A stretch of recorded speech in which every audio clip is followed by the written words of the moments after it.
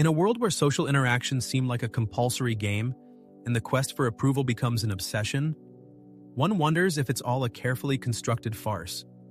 If you've ever felt alienated in the flow of small talk, if you've ever had to watch people desperately trying to fit in, isn't it time to stop and think? Arthur Schopenhauer, the insightful philosopher, once noted that most people live like actors on a stage, obeying social norms and expectations rather than the voice of their own heart. They wear masks, imitate behaviors, and utter memorized phrases in an effort to gain recognition. But from whom do they so desperately seek this recognition? How many times have you had to endure idle conversation just to avoid being labeled impolite? How many times have you had to squeeze out a laugh at a joke that didn't elicit the slightest smile? Every social interaction becomes a transaction where you have to give up a piece of yourself in exchange for an illusory sense of belonging. And this is where an inconvenient truth emerges that many choose to ignore. But it raises a question of great importance. What is the price of discernment? Arthur Schopenhauer argued persuasively that intelligence and social life are in constant opposition. The higher the level of intellect, the less sense one sees in the social tinsel, and this is not because of arrogance, but because of the ability to see what is hidden from the eyes of the majority.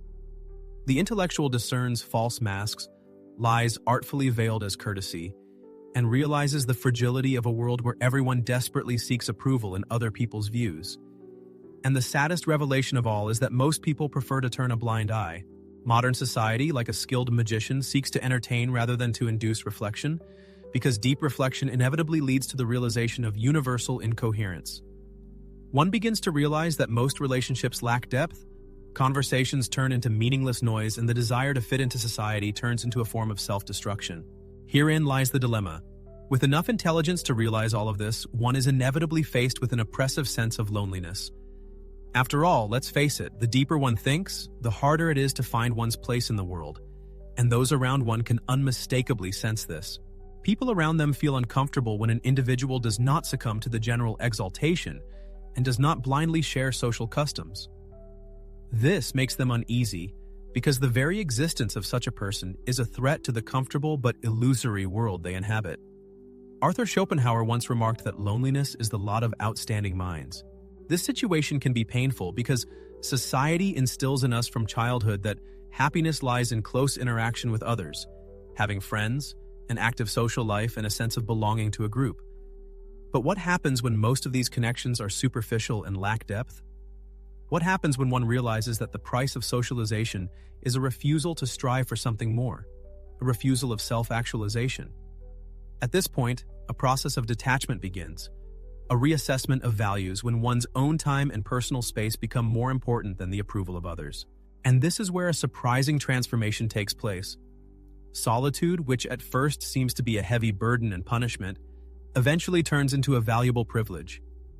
It is in solitude that a person discovers something that society is trying hard to hide: peace of mind and harmony with oneself. Arthur Schopenhauer, a perceptive thinker, was deeply aware of the duality of the intellect, which seemed to him not only a gift, but also a burden. As one deepens one's understanding of the world order, one's interest in it naturally wanes. The more closely one looks at the essence of human nature, the less desire arises to participate in its complexities and contradictions. It is a common mistake to interpret this observation as a call to misanthropy, as an expression of dislike for humanity or a rejection of social ties. The true meaning, however, lies elsewhere, in recognizing the difference between sincere interaction and a sense of duty. It is about giving oneself the right to choose one's moment and social circle, rather than blindly following the expectations of others. It is an acceptance of the fact that genuine intelligence does not need external validation. Paradoxically, when the search for recognition ceases, an inner transformation takes place. Those around you notice the lack of desperation to fit in, realize independence from their approval, and realize that refusing to participate in an activity will not lead to personal collapse. This kind of behavior often puts others on edge because most people are caught up in the desire for recognition, yearning to be seen, heard, and approved. When a person refuses to participate in this game, he becomes a mystery, which is both frightening and intriguing. The paradox is that the less an individual cares about social approval, the more power he gains over it. True freedom comes when the worry about what others think disappears. So the next time someone advises you to be more outgoing, put more effort into making social connections, or be like everyone else, it's important to remember, you are not the problem. You've simply seen a truth that for many is too uncomfortable to accept. And this is where the fun part begins. After realizing that social approval is not a necessity, and learning that most interactions are just theater, one begins to notice the silence. Silence becomes a staunch ally, and it scares others, because the modern world is filled with incessant noise, social media, idle conversations, news feeds designed to elicit instant reactions. All of this is designed to maintain a state of constant distraction and distraction. Silence has the unique ability to immerse a person in reflection, which many sages believe carries a certain danger. Arthur Schopenhauer, the German philosopher, did not just realize this, but embodied it in his life. He preferred solitude, devoting his time to studying philosophy, listening to music, and thinking deeply. And it was not because he disliked society, but because he realized that worldly vanity and information noise distracted the mind from the main thing. Therein lies a common misconception. Many people mistakenly identify loneliness with isolation. However, there is a fundamental difference between these concepts. Solitude is a manifestation of willpower, a conscious choice in favor of depth and meaning, preference of quality over quantity. Isolation, on the contrary, is a kind of curse, the state of a person who seeks recognition and acceptance but fails to find it. Herein lies the paradox. The one who desperately seeks approval often remains rejected, while the one who consciously rejects it is never truly alone. A person who follows his own path, not caring about other people's opinions, inevitably attracts into his life those who share his values, thinking people who ask questions and do not need to have their lives filled with meaningless noise. The truth is that high intelligence has nothing to do with antisocial behavior. Rather, it detests triviality and superficiality. Let us remember the outstanding geniuses of the past. They were not hermits, but they did not want to waste precious minutes on meaningless conversations. Leonardo da Vinci could spend years delving into his research without feeling the need to share every fleeting thought with the world. Friedrich Nietzsche distanced himself from society after realizing that his innovative way of thinking was too radical for most minds. Nikola Tesla devoted himself to his inventions with a manic passion that few could understand. And all of them in the eyes of ordinary people seemed to be eccentric cranks with whom it is difficult to find a common language. Why? Because they did not fit into the conventional framework, did not follow the script of ordinary social life. This is the secret. Social life is often a series of predictable rituals designed to keep people within the system. From birth, we are taught that recognition of others is the most important thing, that it is necessary to have friends, to be part of a collective, that isolation is bad. But no one talks about the fact that most of these social groups are formed because of the fear of loneliness, not because of sincere closeness and common interests. There is a widespread misconception that those with extensive social ties invariably feel a sense of fullness of life, while inner emptiness may be their constant companion. History is silent on the fact that the most breakthrough ideas, momentous upheavals, and significant discoveries were born in minds that were not afraid to distance themselves from the hustle and bustle of the world. However, there is a common misconception that the panacea is a complete renunciation of society, going into voluntary seclusion and severing ties with the outside world. In reality, true strength lies not in escaping reality, but in the ability to interact with it selectively, retaining the ability to retreat into the shadows when the external noise becomes unbearable, and to emerge triumphantly on stage when it is truly necessary. Let us remember the great strategists who were not always at the epicenter of battles, but their appearance at the right moment had a decisive impact on the outcome of events. People who realize the true essence of life are neither slaves of society nor fugitives from it. They are inconspicuous players, skillfully moving their pieces on the chessboard of life, erecting their creations in the shadows.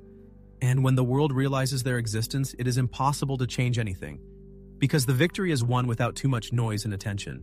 Arthur Schopenhauer once observed that an outstanding mind is inevitably doomed to solitude, seeing it as a unique opportunity rather than a burden. It is in silence and solitude that true masterpieces are born and great discoveries are made. But what happens to those who do not realize this truth? What awaits those who mistakenly believe that happiness lies solely in the recognition of others? They fall into a vicious circle of addiction, where every action, Every publication in social networks, every opinion expressed is subordinated to one goal: to get a cherished reaction, a like, a comment, confirmation of their own importance. But the harsh reality is this: if your existence depends entirely on the approval of others, you have never truly lived. You become a reflection of others' expectations, a puppet in the hands of public opinion, which is the opposite of freedom. True freedom lies not in permissiveness and impunity, but in the ability to act according to your own will, without needing anyone's approval. It is the ability to find joy and meaning in solitude without anxiety or trying to drown out the silence with endless distractions. It is the ability to be yourself, independent of the noise and bustle of the outside world. Otherwise, one becomes a prisoner of the silent hum of modernity. Arthur Schopenhauer, the pessimistic philosopher, realized this more than anyone else, which is why he chose the path of detachment from the mundane, not out of resentment, but rather as a conscious tactic. Only by keeping a distance can one gain a crystal clear vision of reality, and only in silence can one hear the unique voice of one's own self. If the reader has reached these reflections, it means that in the depths of his soul, he has already matured the realization that something is clearly going wrong in contemporary social life. Many interactions seem to be just an empty formality, and true growth occurs not in chaos but in deep introspection. The question now becomes, will we have the courage to accept this truth? For once it does, there is no turning back. Superficial conversations will begin to seem ridiculous. The need for the approval of others will disappear, and only the pure truth will remain. Loneliness is not a punishment, but a rare privilege available only to those who are strong enough to endure it. Man can no longer deceive himself. He can no longer force himself to enjoy things that once seemed perfectly acceptable.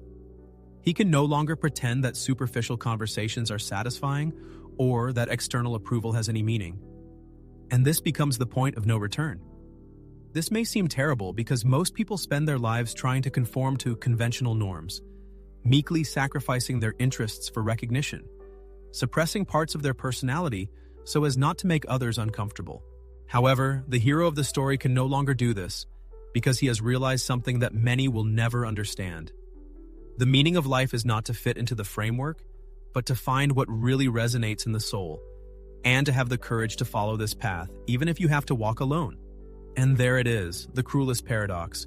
The more one dares to be oneself, the more magnetism one radiates. In today's world, people are desperate for authenticity, but few have the courage to be genuine. Those who dare to do so, who move forward without fear, who don't need anyone else's approval, become leaders who are followed by others. But this is not because they seek power, but because true freedom is so rare and unique that it cannot be ignored. Every person who receives this information is faced with a dilemma: what to do with the information revealed. It is easy to dismiss what you have seen, pretend that nothing has happened, and return to the usual existence, continuing to participate in the imposed game and adjusting to the rules of others. But there is another way, a much more difficult and thorny one. It consists in accepting the truth, no matter how discomforting it may be. To accept that most people won't understand, and to stop betraying your own beliefs for the sake of others' approval. To start living for yourself, not for others, guided by your own principles and values. Ultimately, the world is divided into two types of people: those who adapt and those who find their own way. Most people choose the first option because it is easier, more convenient, and safer. However, it is the few who dare to follow their own path that leave an indelible mark on the world. So, what type of person do you belong to? If you have read this far, the author encourages you to leave a comment with the words, "Silence is power." After all, those who have realized this truth are ready to play the game called life according to their own rules, without giving in to other people's manipulations and staying true to themselves. If the material presented has caused the viewer to think and respond to his inner feelings that previously remained unspoken, the author encourages you to join the channel, emphasizing that this is only a starting point. The author hopes to meet the audience in the next